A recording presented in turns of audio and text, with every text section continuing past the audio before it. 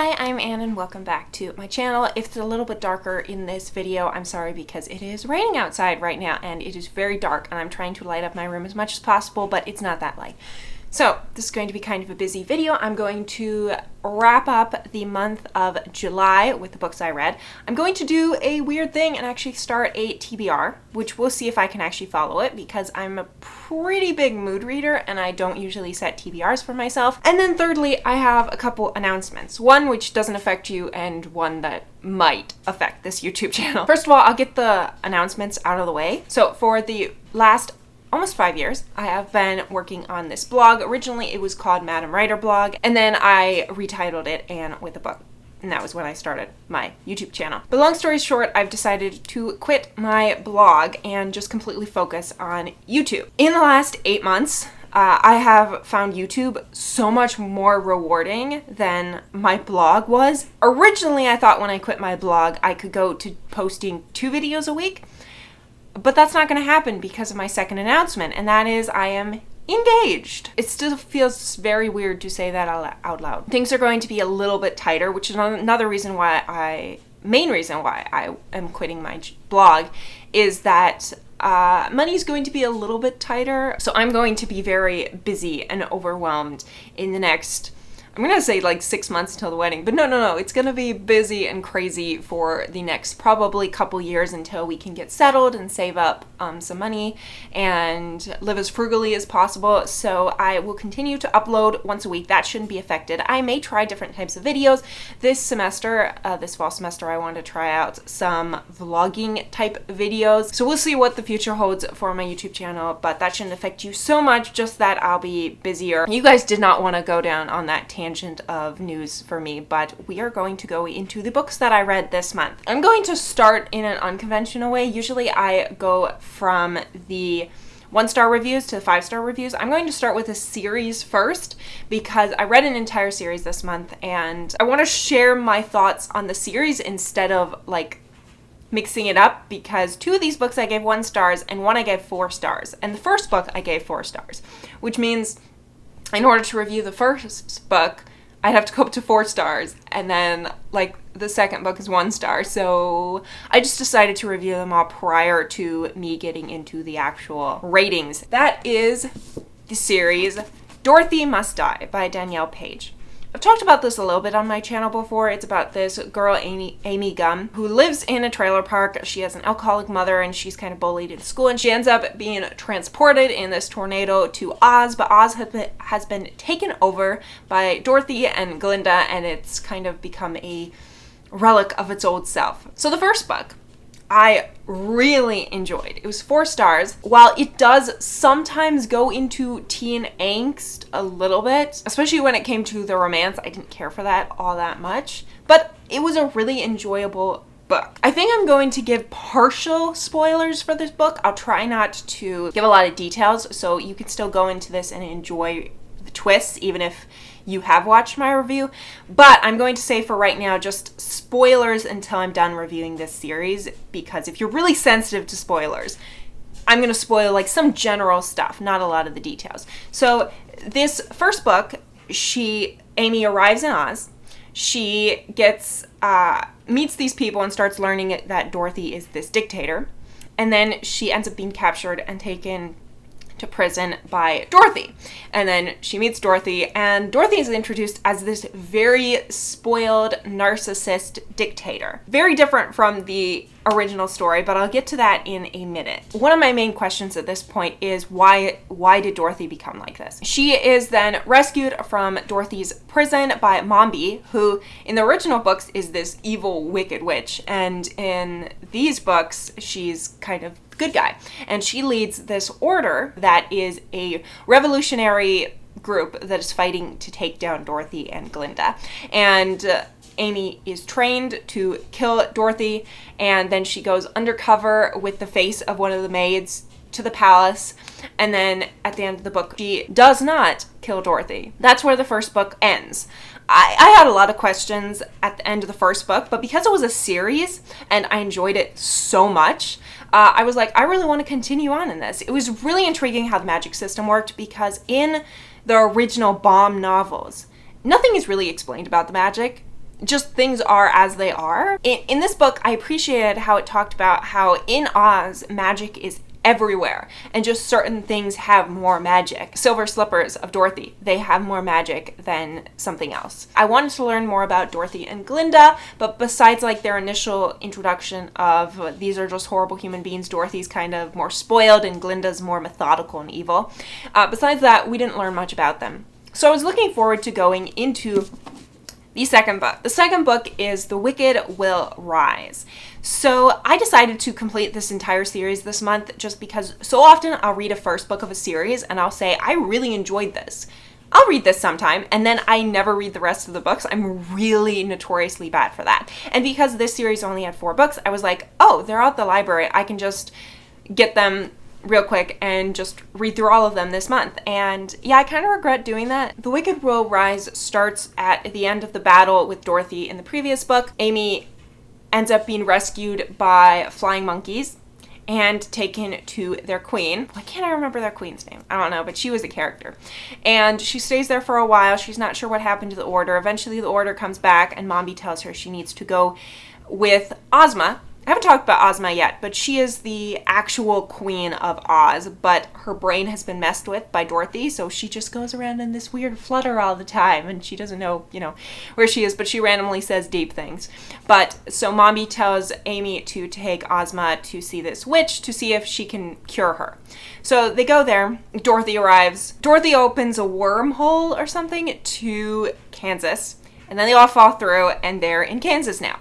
And that's how the second book ends. There was no reason for this book to exist outside of actually introducing the Monkey Queen, as well as Dorothy opening the portal to Kansas. Besides those 2 incidences at the very beginning and very end, nothing happened in this entire book. I honestly feel like this could have been a trilogy and nothing would have been lost. And then we get to the third book, which is The Yellow Brick War. I enjoyed the first section of this book, which is why I ended up giving it 2 stars instead of 1 star, because it shows Amy back in Kansas kind of having to readjust to her old life, but now she's a very different person. I mean, she's been trained to kill Dorothy. She's been trained to fight. So she's completely different now than she was. Because in the original books, at least I'm only on the 3rd book in the original series right now, but in the original books, you never see how traumatic it is for Dorothy to go to Oz, have all these magical adventures, and then have to go home to the regular world. I enjoyed seeing Amy struggle to fit in now because this world is so different than Oz, and she's kind of gotten used to Oz. Then we get introduced to a new villain. Now, having read the original 3rd book of the Bomb series, which is called Ozma of Oz, which I'll get to in a minute. I read that as well this month. I realized that the Gnome King was actually the main villain in the 3rd book. He is presented in the original completely different from in this one, but in this one, he is in Kansas. Amy meets him, she gets the silver slippers, and then she ends up going back to Oz, and there's this big fight between Dorothy and Glinda, and Dorothy is believed dead. Nobody knows for sure. This one was a much more solid book than the first one, but the whole introduction of the Gnome King, especially in this one as well as the next one, I'll get to that in a minute, there was no reason. There was no reason to have a new villain, especially as I felt like we didn't even quite fully understand Dorothy and how she became the way she was.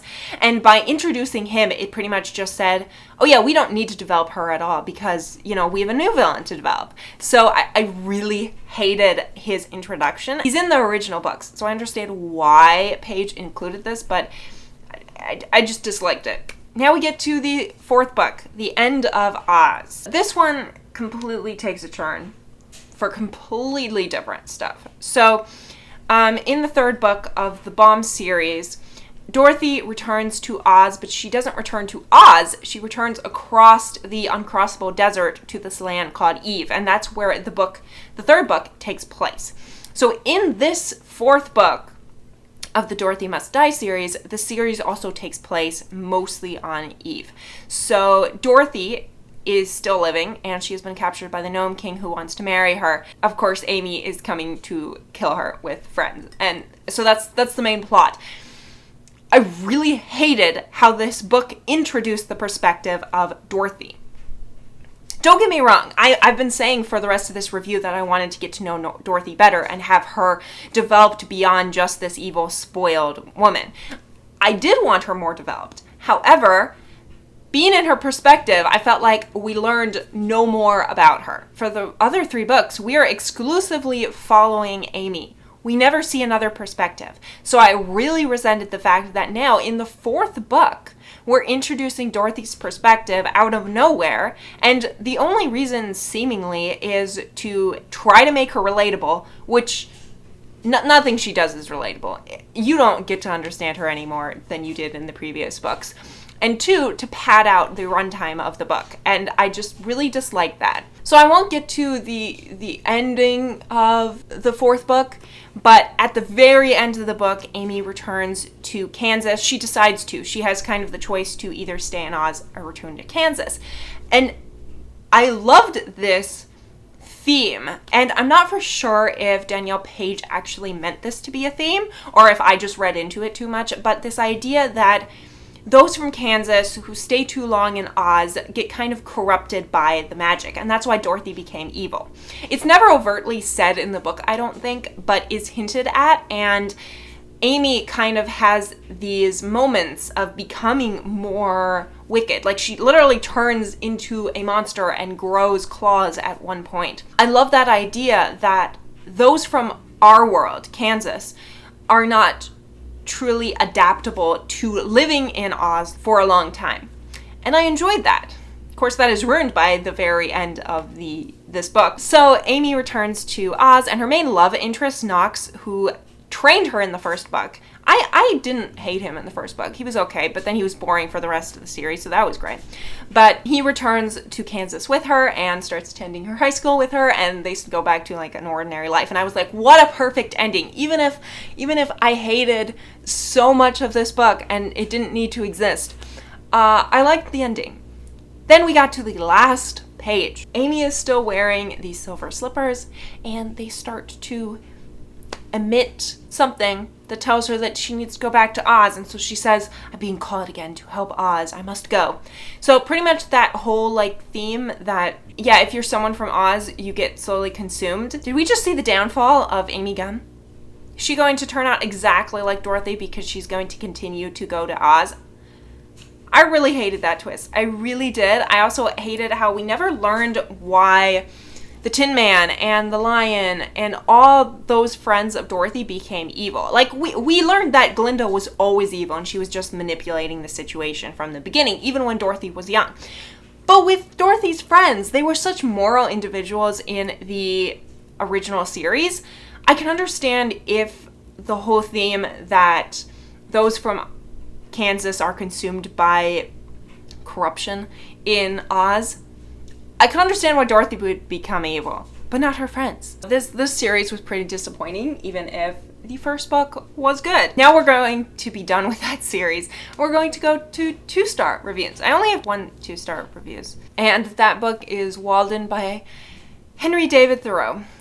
I ranted a bit about this in my summer on haul. I'm quite calmer about it now that it's been, a little over a week since I finished reading it. But here's my problems with this book. The main premise, I think, is very good and an important message, because I am all about, like, people should not be completely disconnected to the natural world, because even if you live in a urban area, you are still reliant on nature. The whole premise that Thoreau has, that you should not block yourself off from nature. You should, at times, get out of the city and be as close to nature as possible. I think that is an important and good message. There's so many beautiful descriptions in this book about him just sitting out into nature and just watching the birds and watching the animals. Even if you live in a busier area, there's probably parks, and I would recommend just go to a park if you can, because it's free. Here it comes to the issues I had with this book. Thoreau is very condescending to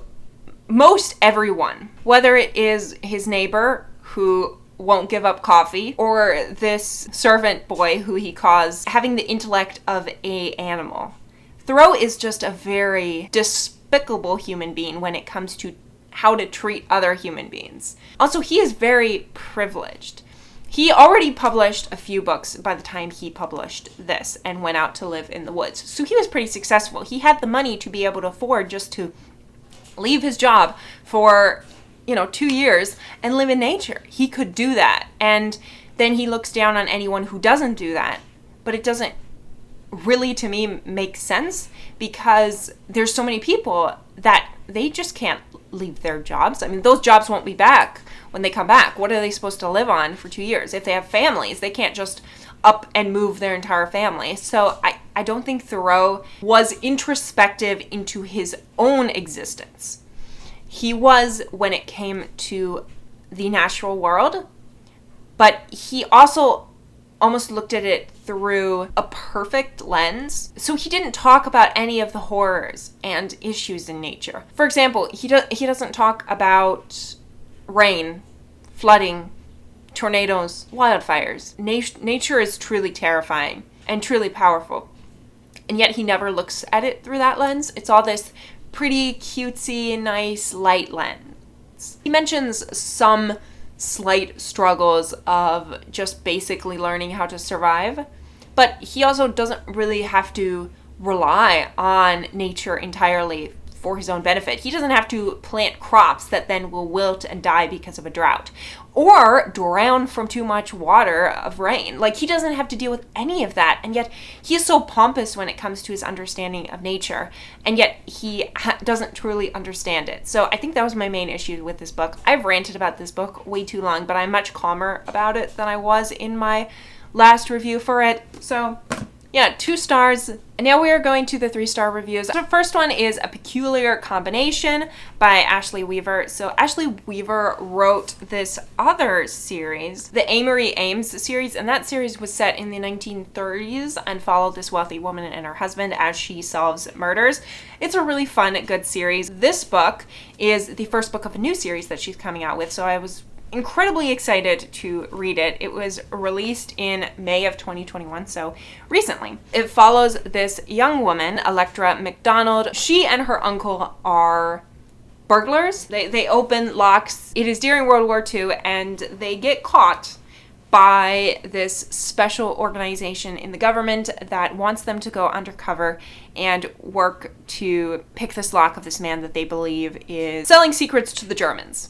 So Electra and this spy guy that is in charge of this mission go to this house and they find the dead body of the guy. So of course then there's a murder mystery. I won't get into too many of the details because that would spoil it, but it was a really fun mystery. I really enjoyed the mystery. The only big issue I had with it and why it got 3 stars instead of 4 or 5 stars is because there was way too much romance. I don't mind having a little bit of romance in cozy murder mysteries. I have no problem with that at all. But when it takes up almost half of the book, the will they, won't they, and they're highly attracted to each other and they have all these romantic moments, I was like, that's a little bit too much. I don't mind a little bit, but it was too much, so that's why I downgraded it to a 3-star. The next 3-star read I read is the first book of The Bone Witch. I'm probably going to mispronounce this author's name, Rin Tupeko, and this book follows Tia, who is this girl who finds out that she is a bone witch. And in this world, there's several different types of Asha or magic users, and she just happens to be a dark Asha, where she can raise people from the dead. So the beginning of the story starts with her raising her brother, who just died in battle, from the dead, and everyone finds out that she's a bone witch, and so she goes to train to be a bone witch in the book. I gave it 3 stars because the world was very interesting to me. Tia, she was a very independent soul on one hand, but also she wanted to fit into the culture, so I really enjoyed seeing her struggle with that, but still trying to do the right thing. However, the reason I gave this 3 stars, again, it just had way too much teen angst in it for me. The entire book was just teen angst except for the beginning and the end. The beginning and end were good, but I don't think they were good enough for me to want to continue on in this series. I've read too many books that are like this that never got better. So yeah, the next 3-star review is one that I just finished a couple of days ago, and that is The Final Girl Support Group by Grady Hendrix. This is the 3rd book I read by Grady Hendrix. I read the Horror Store, and then the Southern Book Club's Guide to Slaying Vampires, or something like that. This book, I started off not liking it, but then I got to like it, and then it was a little bit of a mess, and then I liked the ending. So my emotions reading this book were just up and down. The plot follows these group of women who are known as the final girls. You know, in horror movies where they had the girl who is the final girl and everyone else gets killed. Yeah, these girls were all like that in different cases. The main character, for example, is Lynette, and her entire family was murdered by this guy. And then a few years later, his younger brother then killed her foster family. So she had 2 incidences where she was technically the final girl. And they have this group that comes together and goes through therapy because of this traumatic experience that they have. And you have their psychologist who kind of gets them together. And then weird things start to happen. There's a murder in the group. There is someone specifically targeting these women. And Lynette starts to try to piece it together and figure it out. At the beginning, I was taking it as a serious thriller, and I wasn't enjoying it. The characters were way too overdramatic, and nothing felt that realistic. Like the characters, how characters behaved just was not realistic. But then I started to realize maybe that's the point of the book. Maybe it is supposed to be just overdramatic, more of like a comedy horror, the same way that Horror Store was. So then I started looking at it like, this is all funny. And then I started loving the book. So I'm not for sure if it's just my perspective that this is more of a horror comedy or a thriller comedy, or if, you know, other people who've read the book are like, yeah, no, this was supposed to be serious and that's just a you problem. So I'm not sure. There are way too many characters in the girls' support group, and 2 of them, Marilyn and I don't remember the other woman's name, but they have very similar names starting with M's, and I just kept confusing them. So I feel like there were just a bit too many characters in the women's support group, and you could have cut out some of the red herrings, and it would have just been just as good a book. But the ending was just absolutely perfect. I did not see that twist coming. I loved the ending. So I ended up giving it 3 stars because I feel like I didn't enjoy it, and then I enjoyed it, and then I didn't enjoy it, and then I enjoyed it. So I don't know. I have very many mixed emotions about this book, but it was a fun book. The next 2 books are ones in a series as well, and that is the High Society Lady Detective series by Sarah Wassett. And I read the first one, which is Murder at Archley Manor, and I absolutely loved it. It's very typical, in a sense predictable, but the mystery isn't necessarily predictable, but it falls into a lot of common tropes that you see in a lot of historical mysteries, and I absolutely loved it. For me, when I review a book, I take both in consideration objective, so how is the book written? Is it well written? Stuff like that, as well as just my own taste and enjoyment. So I may, you know, objectively say the book is amazing. And there's quite a few books that are like that for me, where objectively they're a really good book, but they're not my type of book.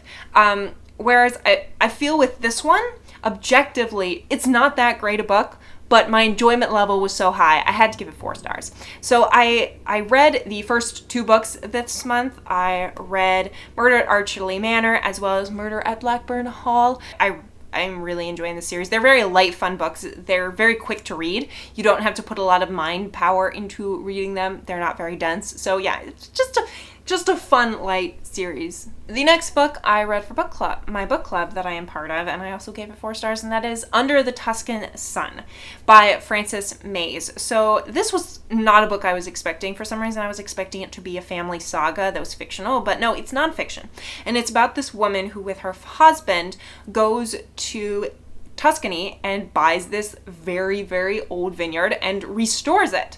So the book follows 5 or 7 years of them going from almost falling apart villa to remodeling and doing stuff. It's a very slow book. If you like those channels where they like remodel a chateau or something like that, you'll like this book. It's a really fun book, but it also feels very real and raw. If you want a quick-paced book, do not read this book, but I enjoyed it. And then the last 2 4 stars, which I didn't have a 5 star this month. That's sad. I didn't realize that. But the next two ones are the second and third book of The Wizard of Oz. The second one is The Marvelous Land of Oz, and the third one is Ozma of Oz. I got all of these books on my Kindle for 99 cents, so I'm just like reading through all of them. This one I found at the library, so I decided to, because I generally prefer to read things in print anyway, and I found it at the library, so I was like, ooh, yeah. So the second book does not feature Dorothy, but it features the Scarecrow, the Tin Man, and it follows them through their adventures, as well as the main character is this little boy that is named Tip, who was raised by this evil witch, Mombi. And there's a twist about that at the end. And then the third book is about Dorothy returning to Oz and meeting Ozma, the Queen of Oz, and all her friends like the lion, as well as new friends. What was most interesting about reading this series, even though it's a fun, light series, I just love these Wizard of Oz books, and I want to continue reading all of them because they're just so light and fun and kind of ridiculous, and they don't take themselves way too seriously, but there's also important moral messages in there as well.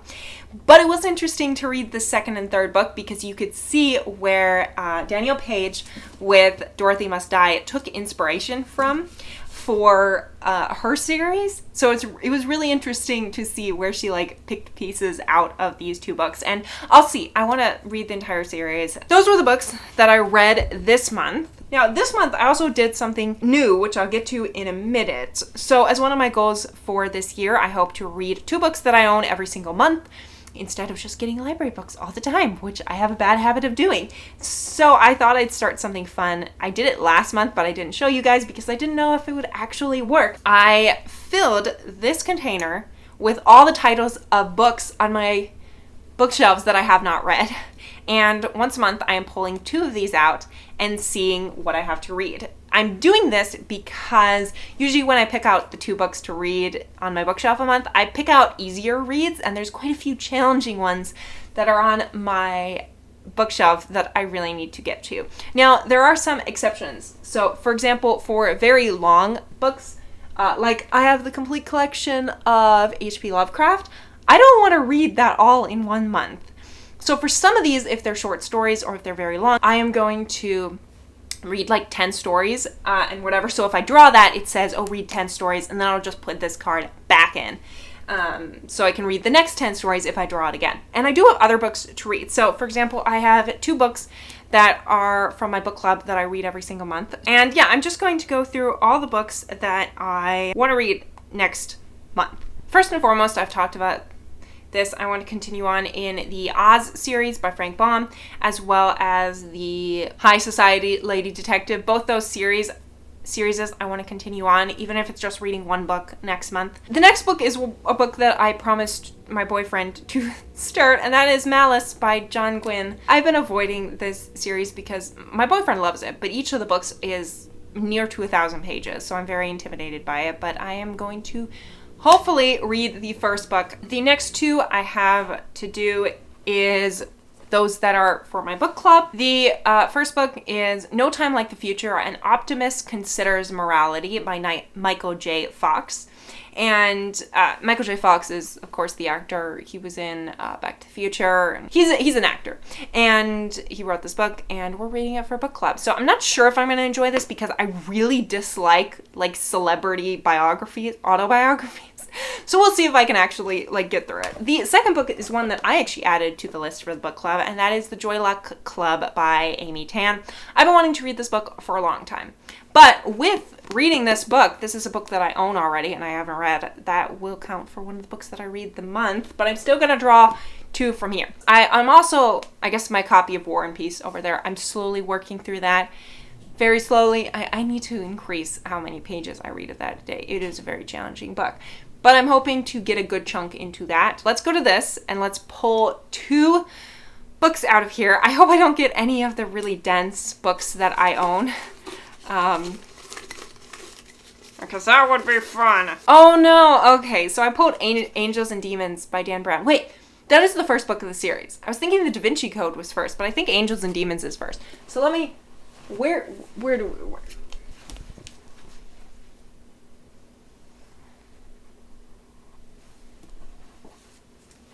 All right, okay. okay. Yeah, no, it looks like, so the Da Vinci Code was published first, but Angels and Demons is prior to that. So yeah, no, that's actually good that I pulled this one. And then the second one, please don't get a deep, complex history book. Oh, no! Eye of the World by Robert Jordan. Oh, that means I have really two very difficult, I have two very difficult fantasy to read this month. So, Eye of the World, book one of the Wheel of Time series, 800 pages. So I have that, and I have Malice by John Gwynne. I'll be fine. But yeah, so those are the books that I have on my TBR. I'm not used to TBRs, so it was kind of a mess this month, but hopefully I get more used to TBRs. So have you read any of these books? Do any of them look interesting? This video is probably going to be very long and I'll have to edit it down, but hopefully I can edit it down pretty well. Thank you so much for watching. I post every Saturday at 6 p.m. Eastern time, and I will see you all in the next video. Have a great week. Bye.